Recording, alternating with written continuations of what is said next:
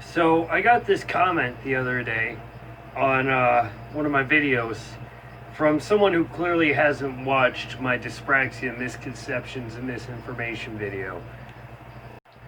But even in that video, I will admit I did neglect to really elaborate on how dyspraxia really isn't a mental disorder.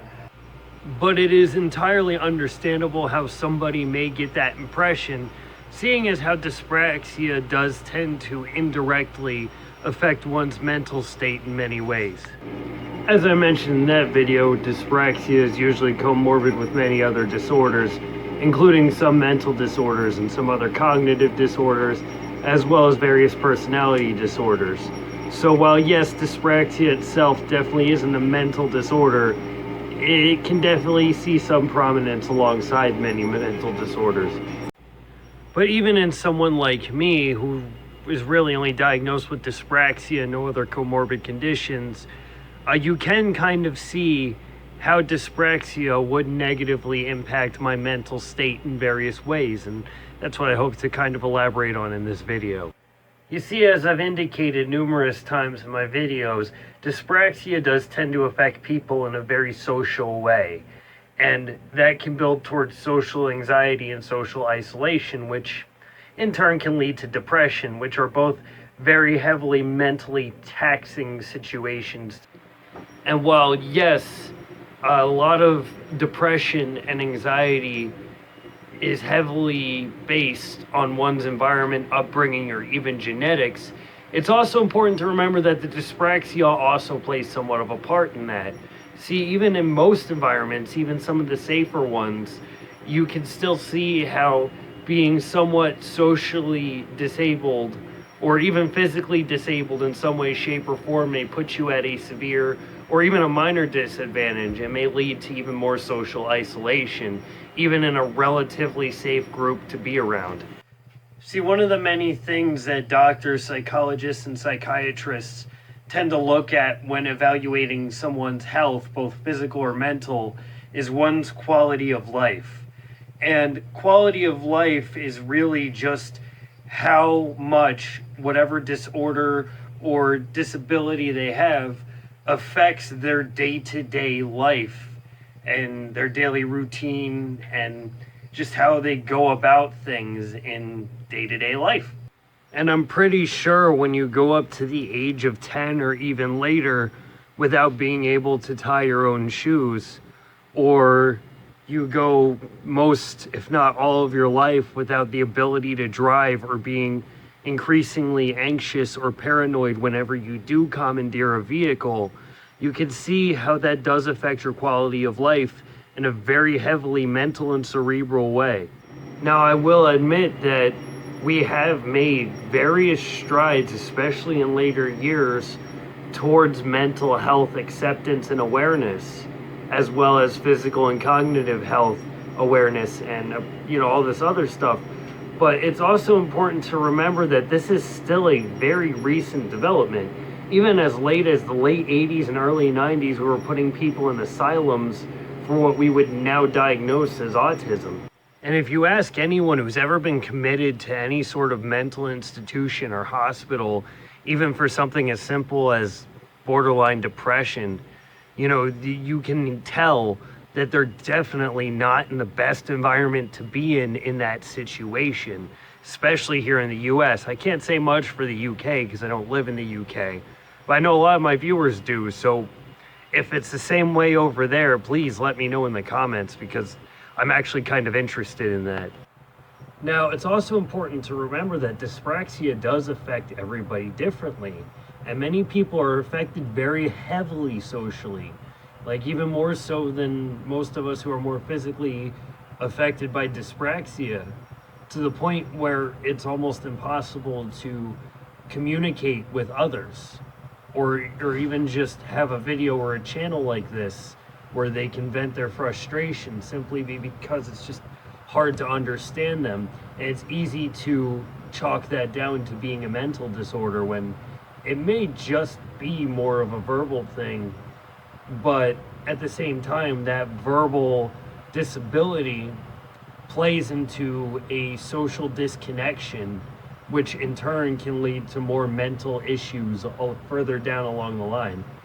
Now, real quick, I do also want to point out that I'm not calling this commenter out to call them out or anything, because I think a lot of the misinformation that comes with dyspraxia comes from fellow dyspraxics who may have been looked down upon in the past, or may have tried to hide it like I have and just don't have the full information given to them.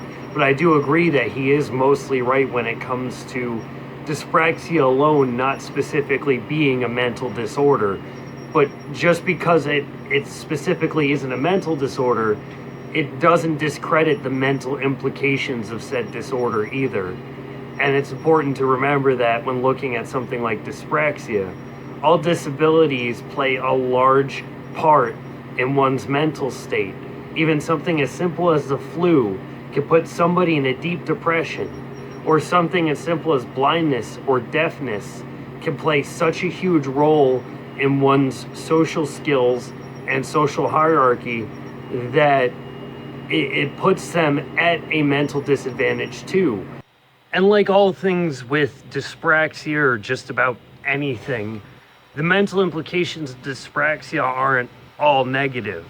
I've mentioned numerous times how many of us dyspraxics are incredibly empathetic, and because of that, it seems like dyspraxia plays a large role in one's empathy for others. I see nothing but empathy from the dyspraxia subreddit. I actually took one of those Myers-Briggs personality tests a long time ago, and while they're not entirely scientifically accepted, it is important to notice that the thing that I got, INFP, is something that almost coincides with dyspraxia. The empathy, the social isolation, everything just kind of looks just like dyspraxia. And when I brought it up in the INFP subreddit, because you know me, I love me some Reddit, a lot of people in that subreddit seem to agree with the symptoms of dyspraxia and seem to have had similar experiences, if not have already been diagnosed with dyspraxia. So if dyspraxia can coincide with a personality test, I think it's safe to say that it does have some mental implications. And lastly, it is important to remember that dyspraxia is a neurological disorder. Neurology obviously pertaining to the brain. And so I guess through technicality, you could still consider it a mental disability in the same way you'd consider Parkinson's or cerebral palsy a mental disability for the way it affects social and physical skills, just like dyspraxia does. So saying dyspraxia isn't a mental disorder is just kind of both downplaying dyspraxia and also treating mental disability like it's not that big of a deal when it kind of is, because a lot of disabilities affect people in a mental way, and to just chalk up a disability as not a mental disorder so it's not mentally important is really short-sighted. One of the more common specialists that a dyspraxic would be referred to would be a psychologist or a psychiatrist, a specialist in mental health. And while this video may seem a bit pointless, or it may seem like I'm calling out some random commenter, it is important to remember that that comment is important, because it does show the misinformation that comes from our basic understanding of disabilities, mental or otherwise. It's important to remember that with any disability, there are mental implications. And with any disorder, there are mental implications, especially mental disorders and personality disorders, but even physical ones.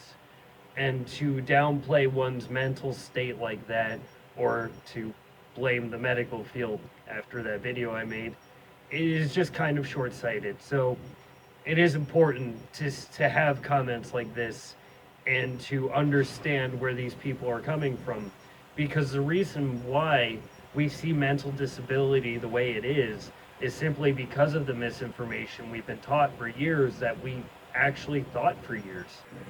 Mental health is still something that we're still trying to fully understand and get the grasp of, It's a reason why many psychologists and psychiatrists can't agree on so many things.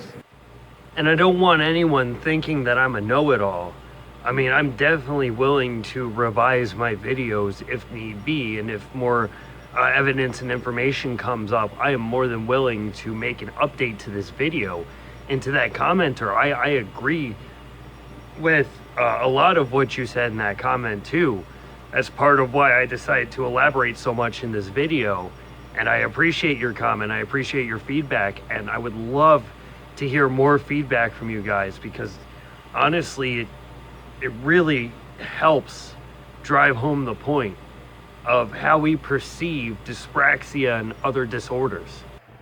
Now, before I end this video, I do want to bring up the fact that I just broke 50 subscribers, and while in the grand scheme of things, especially modern YouTube, that doesn't seem like a lot of subscribers, it's important to remember that this channel was never meant to really build subscribers or build much of a following. So it really means a lot, guys. I appreciate it. And I think I'm at 51 now. Maybe I'll have more when I upload this. That'd be cool. But otherwise, I mean, it's still a sizable amount of people. I mean, if you were walking down the street and all of a sudden 50 people started following you, you'd be like... But thanks for the support, guys. I appreciate it. And well, since I guess I'm playing to a crowd, if you guys have any suggestions for any videos in the future, leave them in the comments, or leave a long rant in the comments like that guy did, and maybe I'll make another elaborate video like this. But thanks for watching, everyone. You have a good one.